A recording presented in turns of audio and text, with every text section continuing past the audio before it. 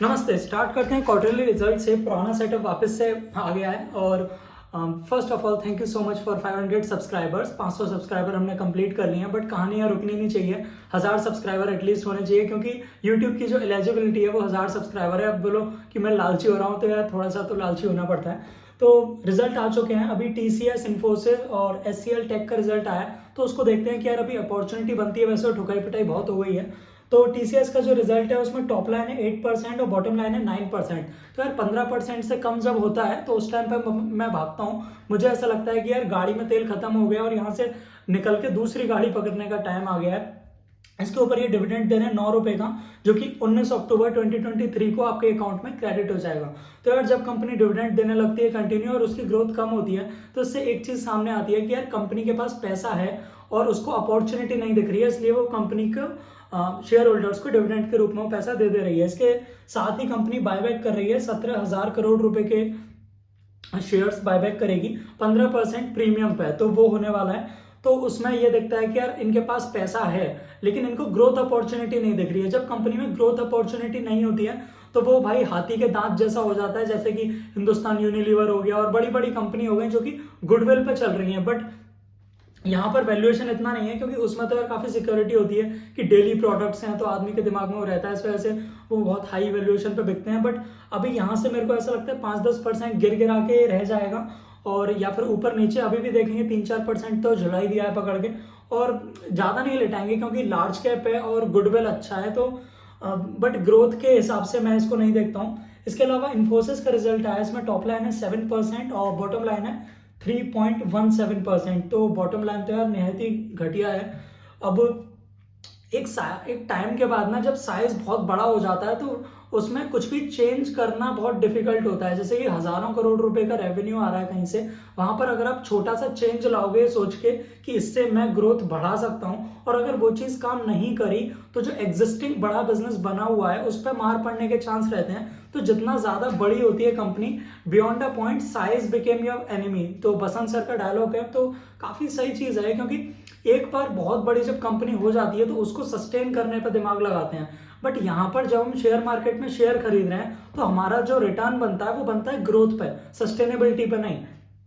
तो मुझे ऐसा लगता है कि FD रिटर्न टाइप के रिटर्न मिलेंगे, कुछ बड़े रिटर्न मिलेंगे नहीं। इसके साथ ही इन्फोसिस का जो डिविडेंड है वो 18 रुपए मिलेगा, जो कि 25 अक्टूबर 2023 को आपके अकाउंट में आ जाएगा। तो यार इनके पास भी सेम कहानी है, इनका डिविडेंड थोड़ा ज्यादा ही आता है TCS के कंपेरिजन में, बट ग्रोथ अपॉर्चुनिटी इनको नहीं दिख रही होगी, इसी वजह से डिविडेंड दे रहे हैं। और थोड़ा सा इनका जो एट्रिशन रेट है, मतलब नौकरी छोड़ छोड़ के जो वर्कर्स भाग रहे थे, वो थोड़ा सा कम हुआ है 10-15%, तो वो चीज़ है।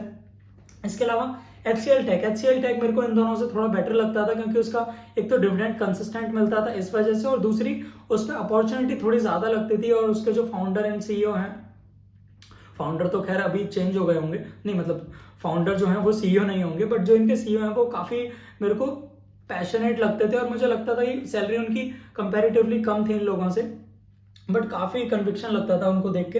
तो टॉप लाइन इसका है 8% और बॉटम लाइन है 9.8, 10%। तो प्रॉफिट ग्रोथ 10% हो गया, और जो रेवेन्यू ग्रोथ है वो हो गया 8%। तो बहुत अच्छा तो नहीं बोलूंगा, बट इन दोनों से एटलीस्ट बेटर है ग्रोथ में। डिविडेंड 12 रुपए का डिक्लेयर हुआ है, जो कि 20 अक्टूबर 2023 को आपके अकाउंट में क्रेडिट हो जाएगा। तो भाई मेरे हिसाब से HCL टैग अगर आप सिक्योरिटी पे जाना चाहते हो तो एक बार को देख सकते हो। मैं तो खैर नहीं लेता, बट अगर आपको भाई सिक्योर ही रहना है, IT में ही रहना है, तो देख सकते हो। वैसे मैं अगर बोलूं तो मैं मिड कैप में देखता हूं, क्योंकि अब थोड़ा सा कल्चर चेंज हुआ है US में। अब जो बड़ी बड़ी डील्स हैं वो एक कंपनी को ना देके उसके 4-5 टुकड़े करके वो मिड कैप वाली जो कंपनीज होती हैं उन्हें देते हैं, ताकि उनका काम थोड़ा सस्ते में हो जाए। और जो छोटी कंपनी है IT में, मिड कैप हो गया, स्मॉल कैप हो गया, उसमें ग्रोथ अपॉर्चुनिटी अभी भी है, क्योंकि एक तो वो जो मैंने एक्सपेरिमेंट वाली चीज बताई, कुछ नया ट्राई करने से झिझकते नहीं है कि यार थोड़ा बहुत लॉस होगा, क्योंकि एग्जिस्टिंग बिजनेस भी बड़ा है लेकिन इतना बड़ा नहीं है कि उस पर रिस्क ना लिया जा सके। तो स्मॉल कैप में ग्रोथ बहुत ज्यादा है और मिड कैप में विद सेफ्टी ग्रोथ अच्छा है। तो मिड कैप में अगर आप देखेंगे तो सस्ता तो कोई नहीं मिलेगा 40-50 के पी से, बट अगर आप 40-50 के पी पे भी लेते हैं तो उनका जो EPS ग्रोथ है वो भी 25-30% के आसपास है। तो वहां से अगर आपको खाली EPS ग्रोथ भी मिल जाता है तो आपका 25-30% का 2.5-3 साल में शायद डबल हो जाएगा। 72 से आप डिवाइड करके देख लेना जितने परसेंट का रिटर्न है, तो आपको वो आ जाएगा। इसके अलावा भाई क्वेश्चन आंसर्स कर लेते हैं। काफ़ी जन ने कमेंट किया था और कुछ प्रॉब्लम्स भी थी एक आध जन को, तो बात करते हैं इस बारे में। तो पीयूष शर्मा जी बोल रहे हैं, शो योर पोर्टफोलियो ब्रदर। भाई आप फंसवाओगे यार, मेरे को सेबी अलाउ नहीं करता है अपने प्रॉफिट्स को शो करने के लिए, और ये जो सेबी की गाइडलाइंस है ना फॉलो करना पड़ता है। आपको शायद पता होगा कि काफ़ी सारे ट्रेडर्स थे, शायद स्टॉक बर्नर थे, वो बार बार अपने प्रॉफिट्स दिखा रहे थे, तो जीरोधा ने उनको पार्टनर प्रोग्राम के लिए बैन कर दिया था। और अगर ये सब नहीं भी होता ना यार, मैं नहीं दिखाता बार बार ऐसे करके आपको स्क्रॉल कर करके कि देखो मैंने पैसा बना लिया। क्योंकि यार देखो, आप एक चीज समझो, जो बार बार आपको दिखा रहा है देखो मैंने ये कर लिया ये कर लिया, उसने वैसे भी कुछ नहीं किया। मैं ये नहीं बोल रहा कि मैंने बहुत पैसा बना लिया, बहुत अचीव कर लिया है, but if you talk about knowledge, तो नॉलेज मुझे लगता है कि अच्छी खासी है और कंटिन्यूसली मैं सीखता रहता हूँ बड़े बड़े इन्वेस्टर्स से। बसंत सर हो गए, रामदेव अग्रवाल सर हो गए, और राकेश झुंझुनवाला सर से तो काफ़ी सारी इन्वेस्टिंग स्ट्रेटजीज मैंने सीखी हैं। ट्रेडिंग तो मैं उतनी करता नहीं, कभी कभार ही करते हैं, तो भाई ये थोड़ा अप्रोप्रिएट नहीं रहेगा, बट हाँ यार क्यों ही देखना आपको। तो नेक्स्ट क्वेश्चन लेते हैं, क्यूरियस आनंद। तो भाई हम क्यूरियस इन्वेस्टर, ये क्यूरियस आनंद, तो हम भाई भाई हो गए। तो अब देखते हैं क्या बोल रहे हैं। If oil price increase due to Israel war, ये उस बारे में बात कर रहे हैं जो मैंने बोला था कि इजराइल वाला जो वॉर है उसमें आप अगर आपका कोई शेयर क्रैश करता है मार्केट गिरने से, तो आप उसको खरीदिए, मन भर के खरीदिए, क्योंकि बढ़िया रिटर्न बनेगा, बिजनेस खराब नहीं हो रहा है, खाली वॉर का सिचुएशन है, वो आज है और कल ठीक हो जाएगा। तो इस टाइप से होता है, तो उसी के ऊपर ये बोल रहे हैं, if oil price increase due to Israel war then transportation cost is also up, so net profit में muted, why not business affect, think properly dear. हाँ, तो इसके रिगार्डिंग मेरे को पास्ट का एक एक्सपीरियंस याद आया। आप अगर रामदेव अग्रवाल सर की पुरानी वीडियोस देखोगे 4-5 साल पुरानी, और अभी रिसेंट की बात कर लेते हैं, रशिया यूक्रेन वॉर से पहले जब वॉर चल रहा था और खबरें आई थी कि भाई वॉर होने वाला है, ये होने वाला है, तो उस टाइम, ये तो मैं बैंक की बात कर रहा हूँ, ये इतना डायरेक्टली इंपैक्ट नहीं होता है, बट मैं आपको फटाफट से एक एग्जाम्पल देता हूँ।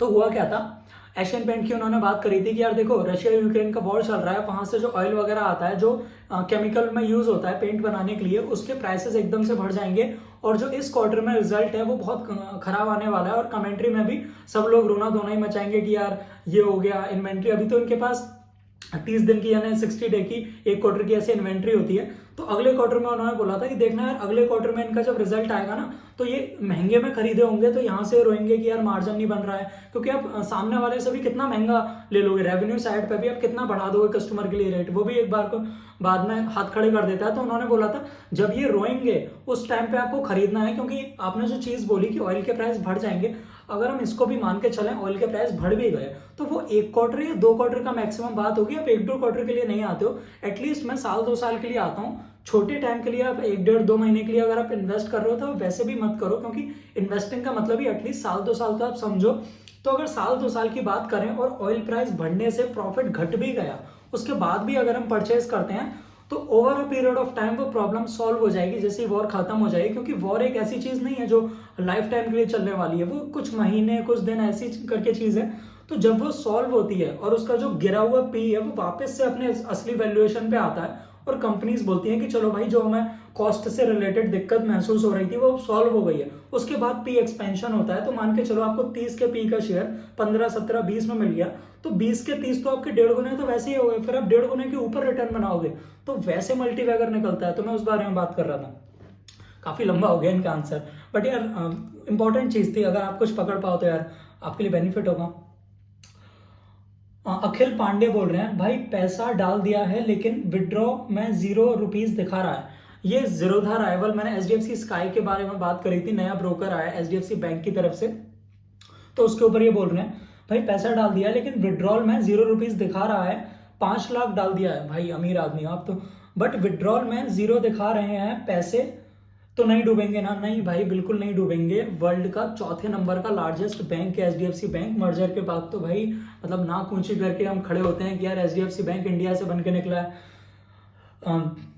कोई कह रहा था कि 3 डेज से विड्रॉल रिक्वेस्ट कैसे करा हुआ है बट वापस नहीं कहा एचडीएफसी स्काई ने। अब यार ये तो मुझे नहीं समझ आ रहा, मैं आपको सॉल्यूशन बताता हूँ। होता क्या है कि इसमें नेट विड्रॉएबल बैलेंस अगर आप जीरोधा में भी देखोगे तो आप जैसे ही पैसा डालते हो इमीडिएटली नहीं आता है, 2-3-4 दिन वो लेता है, और इसमें आपकी जो पब्लिक हॉलीडेज होती है, नेशनल हॉलीडेज, वो इंक्लूड नहीं होती हैं। तो हो सकता है सैटरडे संडे या फिर ऐसा कुछ फ्राइडे को कोई त्यौहार आ गया, उसके बाद सैटरडे संडे, तो ऐसा करके हॉलीडेज आपकी 2-3 दिन की आ गई हैं, और उसके बाद उसका जो विड्रॉएबल बैलेंस आता है उसके लिए जो उसका मार्जिन है कि 2-3 दिन बाद दूंगा ताकि फ्रॉड्स होने से बचें, तो उस वजह से आपको 4-5 दिन लग गए होंगे, इस वजह से आप टेंशन में आ गए हो। बट ऐसा कुछ होता नहीं है, आप विश्वास रखो कि मतलब मैं तो क्या करता था यार, एक पुरानी कहानी बताता हूँ। HDFC बैंक में हुआ क्या था, मेरे बार बार चार्जेस लग रहे थे, मैं ज्यादा पैसा जमा कर दिया था, एक हफ्ते में 2-3 लाख रुपए जमा कर दिए थे, उस टाइम बिजनेस चल रहा था तो मेरे पास थे।